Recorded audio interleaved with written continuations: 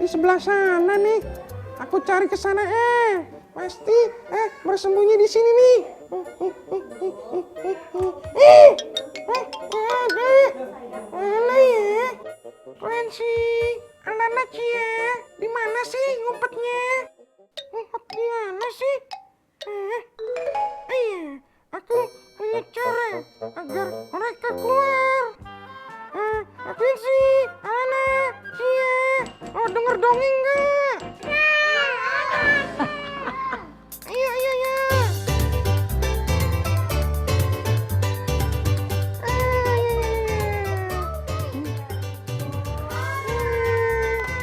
Udah mau mulai dongeng ya nih ya?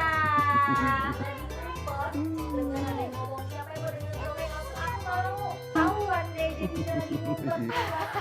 Nah, hari ini aku janjian sama Kak Riko. Kak Riko itu adalah pendongeng. Jadi emang dia punya boneka kesayangannya dia namanya Dedot. Biasa ngobrol sama si Kak Riko. Jadi aku sekalian undang Ririn sama anak-anaknya untuk datang ke rumahku. Sekalian gabung dengerin ceritanya Kak Riko. Ini cerita tentang si Dedot yang nakal. Iya, tidak pernah mau mendengarkan apa kata mama dan papanya. Nah ini tapi ceritanya Dedot sedang berlibur bersama mama papanya itu di tempat berkemah dekat gunung dan juga dekat hutan. Nah di situ Dedot senang berlibur berkemah bersama mama dan papanya. Nah ketika mama dan papanya mau pergi meninggalkan Dedot sebentar untuk mencari air di sungai, mama papanya berpesan, Dot, kamu jangan kemana-mana ya, kamu di sini aja ya, jangan sampai main-main masuk ke dalam hutan ya. Mama papanya pergi meninggalkan Dedot sendirian. Dedot akhirnya masuk duduk ke dalam tenda. Di tenda Dedot kecapean. Ia pun mengantuk, tertidur sambil mendengkur tidurnya.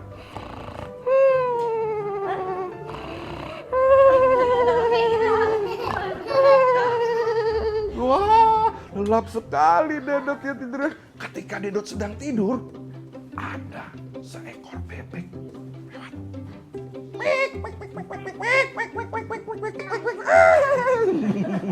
Wah, bebeknya datang. Dedot mendengar ada suara bebek. Dedot langsung bangun dan keluar dari dalam tenda.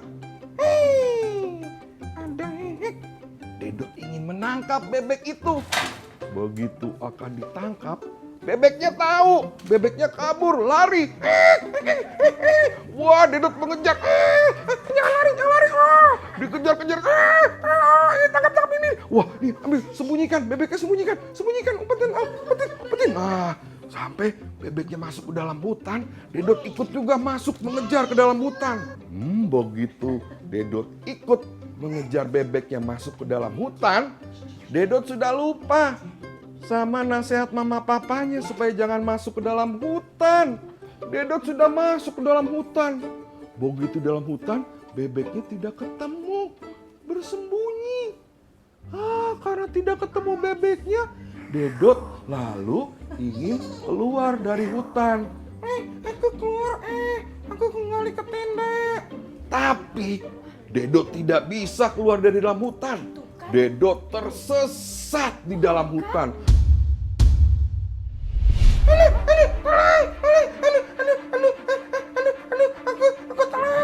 Aku tersesat di hutan. Ketika Dedot berteriak-teriak minta tolong, datanglah seekor harimau. Dedot takut.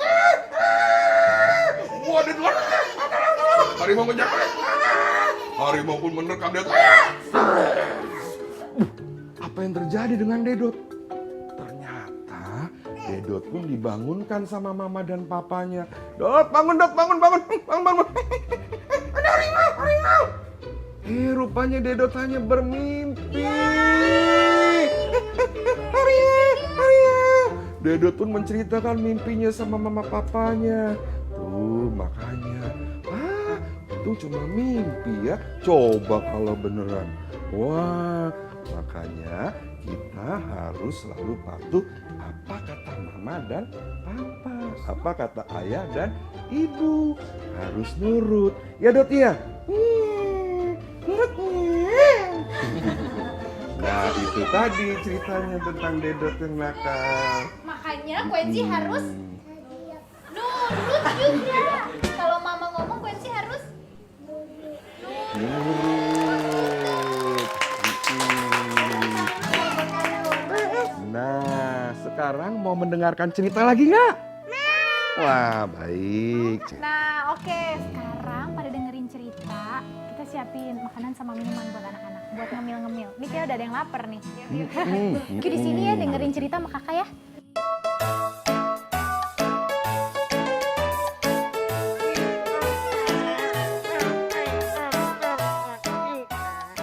Nah, bentar ya, ini sambil nyiapin ini ya. Seru ya tadi ya. Si Kak Riko itu kreatif banget dengan boneka lihat tuh, si Dedot. Nah, kita tinggalin aja tuh lihat deh. Mereka tuh masih pada heboh lihat tuh. Seneng. Soalnya kan zaman sekarang emang udah jarang kan, Rin. Maksudnya udah nggak jadi kebiasaan gitu anak didongengin sama Secara orang langsung. tuanya. Iya benar. Nah kalau gue itu memang dari dulu nyokap gue tuh membiasakan memang dongeng ke gue sebelum gue tidur. Serius lo? Serius. Nah akhirnya gue kebiasaan nih sampai sekarang. Sebelum tidur malam aku membiasakan untuk cerita Quenzi. Apapun, entah itu dari buku cerita atau kadang-kadang aku berkreasi sendiri. Tapi tetap di dalam cerita itu aku menyelipkan suatu unsur pesan moral. Ada ininya ya, ada efeknya ya. Banget. Dibandingkan lo ngasih tahu kamu nggak boleh ini nggak boleh itu, kalau dengan cerita apa lebih masuk ya ke Mereka lebih masuk karena Rin kalau misalnya kita dongeng ke anak itu mereka kan bisa membayangkan, bisa mengimajinasikan apapun tokohnya. Misalnya gue cerita tentang binatang atau tentang tokoh Thomas atau apapun. Nah bercerita jadi mereka bisa membayangkan, oh si Thomasnya ternyata pergi sama ke supermarket. Jadi kayak bisa membayangkan, mengimajinasikan. Ibu pintar yang ada di rumah, aku baru tahu loh kalau ternyata dari sekedar mendongeng itu banyak sekali manfaatnya. Mendongeng pun juga itu bisa meningkatkan kecerdasan untuk anak-anak kita. Kenapa? Karena dari mendongeng, anak itu mendengarkan lalu dia akan berimajinasi dengan pikirannya. Apa yang dari diceritakan diserap, lalu dia membayangkan sesuai dengan cerita itu. Akhirnya pikirannya pun berkembang dan itu mengasah kemampuan otak mereka untuk berpikir. Kita kan bisa mulai dongeng sejak anak kecil, mulai anak umur dari sedini mungkin sih, dari bayi. Karena aku pernah nanya sih sama temen gue yang si Holoh, dia bilang emang nggak apa-apa sih Kar, cerita aja. Sebenarnya otak manusia itu semenjak lahir dari 0 bulan dia udah siap untuk diberikan stimulasi bahasa.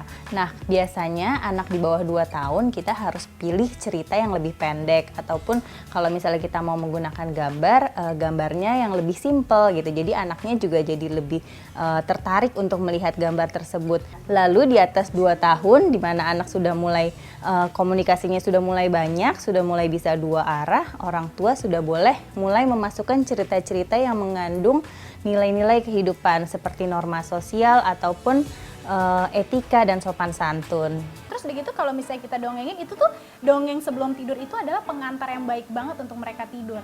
Dan satu lagi nih, itu meningkatkan minat baca anak. Oke, yuk sekarang kita anterin si anak-anak ini dulu, ya udah pada haus tuh mereka. Ini juga bawa ya. Suka ya? Kuenya suka itu? Suka, dia sih suka segala macam cemilan. Jadi dengan mendongeng terhadap anak, kita bisa mengkontrol arah imajinasi mereka yang begitu luas dan kaya ke arah yang baik dan positif. Nah selain itu juga nih Bu Pintar, ternyata dengan mendongeng itu sama aja kita juga menumbuhkan empati terhadap anak-anak kita. Jadi anak lebih bisa merasakan apa yang orang lain rasakan. Karena kita rajin bercerita, jadi anak bisa memahami perasaan-perasaan apa yang diceritakan di dalam situ. Dan nilai moral. Selalu memberikan dongeng yang memiliki nilai pesan moral yang tinggi buat anak-anak. Nah jadi nih mulai besok aku akan mencoba untuk secara teratur setiap hari minimal 1 kali untuk mendongeng terhadap anak-anak.